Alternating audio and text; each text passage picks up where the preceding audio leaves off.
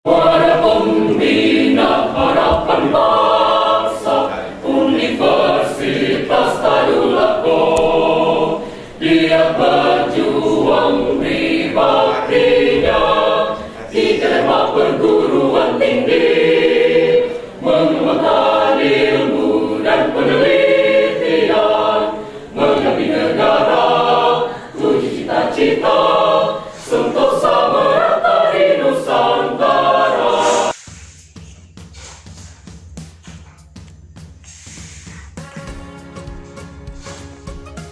Perkenalkan, nama saya Rudi Setiawan Maji, Stambu G5012101 dari Prodi Statistika. Saya di sini akan membahas dua hal. Yang pertama, apa perbedaan yang menonjol antara ragam lisan dan ragam tulis suatu bahasa. Dan yang kedua, bagaimana pendapat saya tentang bahasa baku dan bahasa tidak baku. Selamat menyaksikan. Ragam lisan adalah ragam bahasa yang diungkapkan melalui media lisan terkait oleh ruang dan waktu sehingga situasi pengungkapan dapat membantu pemahaman. Ciri-ciri ragam bahasa lisan ialah memerlukan kehadiran orang lain, unsur gramatikal tidak dinyatakan secara lengkap, terikat ruang dan waktu, serta sangat dipengaruhi oleh tinggi rendahnya suara pembicara. Ragam lisan atau ragam ajaran dimiliki oleh masyarakat bahasa, seperti halnya bahasa Melayu sebagai akar bahasa Indonesia semula, cenderung digunakan secara lisan. Pada ragam lisan, partisipan pada umumnya bersemuka, sehingga kelengkapan fungsi subjek, predikat, dan objek, serta hubungan antar fungsi kadang terabaikan. Kalimat ragam lisan terkadang kurang terstruktur karena spontanitas. Ragam tulis adalah ragam bahasa yang digunakan melalui media tulis, tidak terkait ruang dan waktu, sehingga diperlukan kelengkapan struktur sampai pada sasaran secara visual atau bahasa yang dihasilkan dengan memanfaatkan tulisan dengan huruf sebagai unsur dasarnya.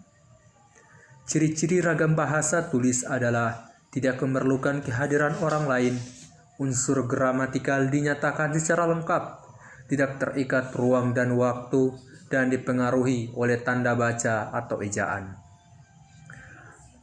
Ragam tulis yang lahir kemudian tidak harus dimiliki oleh masyarakat bahasa. Pada ragam tulis fungsi, subjek, predikat, dan objek, serta hubungan antar fungsi itu harus nyata. Orang yang halus rasa bahasanya sadar bahwa kalimat ragam tulis berkaitan dengan kalimat ragam ajaran. Oleh karena itu, sepatutnya mereka berhati-hati dan berusaha agar kalimat yang dituliskan ringkas dan lengkap. Bentuk akhir ragam tulis tidak jarang merupakan hasil dari beberapa kali penyutingan. Ragam lisan dimiliki oleh masyarakat bahasa, sedangkan ragam tulis yang lahir kemudian tidak harus dimiliki oleh masyarakat bahasa.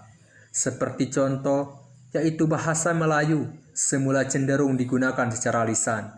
Tetapi dalam perkembangan beberapa macam huruf digunakan untuk menuliskan bahasa Melayu ini.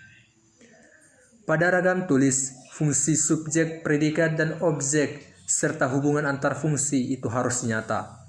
Sedangkan pada ragam lisan, partisipan pada umumnya bersemuka sehingga kelengkapan fungsi-fungsi tersebut kadang menjadi terabaikan. Dan kalimat ragam tulis orang akan menulisnya dengan sangat hati-hati dan berusaha agar tetap setiap kalimat yang dituliskan ringkas dan lengkap. Sedangkan jika kita perhatikan dalam kalimat ragam lisan, terkadang orang mengucapkannya kurang terstruktur karena sifatnya yang diucapkan secara spontanitas. Kata baku adalah kata yang digunakan dan telah sesuai dengan kaidah atau pedoman bahasa yang sudah ditentukan. Pengertian kata baku ini merupakan suatu kata yang aturan dan ejaan kaidah bahasa Indonesianya sudah benar serta bersumber dari bahasa baku, yakni Kamus Besar Bahasa Indonesia atau KBBI. Biasanya kata baku digunakan untuk penulisan ataupun pengungkapan kata-kata yang bersifat resmi baik dalam suatu tulisan atau dalam pengungkapan kata. Umumnya, kata baku digunakan sesuai dengan kaidah bahasa Indonesia yang telah ditentukan sebelumnya. Ciri-ciri kata baku. Kata baku tidak dipengaruhi oleh bahasa daerah. Kata baku tidak dipengaruhi oleh bahasa asing. Pada pemakaian imbuhan, kata baku tidak bersifat eksplisit. Baku adalah bahasa percakapan. Kata baku digunakan sesuai dengan konteks kalimat. Kata baku tidak terkontaminasi atau tidak rancu. Kata baku tidak mengandung arti pleonasme. Dan kata baku tidak mengandung hiperkorek.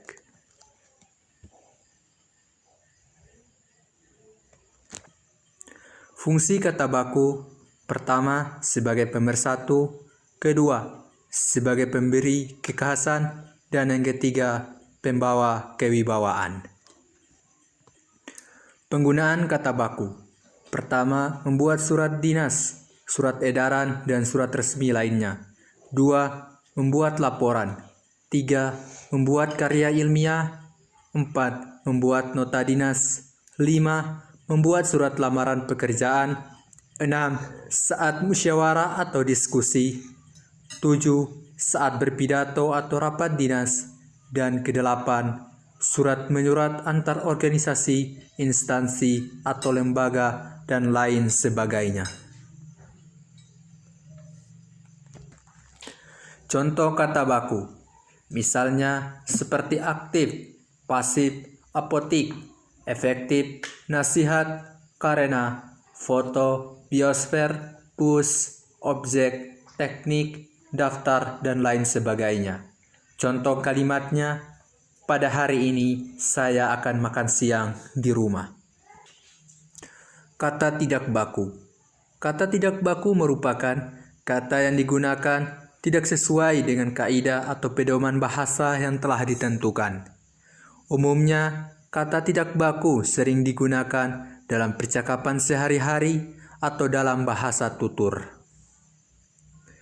Ada berbagai faktor yang mengakibatkan kata-kata tidak baku bisa terucap. Di antaranya, yang menggunakan bahasa tidak mengetahui bentuk penulisan dari kata yang dimaksud. Yang menggunakan bahasa tidak memperbaiki kesalahan dari pemakaian suatu kata. Inilah yang mengakibatkan kata tidak baku selalu muncul. Yang menggunakan kata bahasa sudah terpengaruhi oleh orang-orang yang terbiasa dengan menggunakan kata tidak baku. Orang yang menggunakan bahasa sudah terbiasa memakai kata tidak baku. Ciri-ciri kata tidak baku. 1. Biasanya digunakan dalam bahasa sehari-hari. Sudah dipengaruhi oleh bahasa asing atau bahasa daerah. 3. Sudah dipengaruhi oleh perkembangan zaman. 4. Bentuknya mudah berubah-ubah. 5. Memiliki arti yang sama meskipun terkesan berbeda dengan bahasa baku.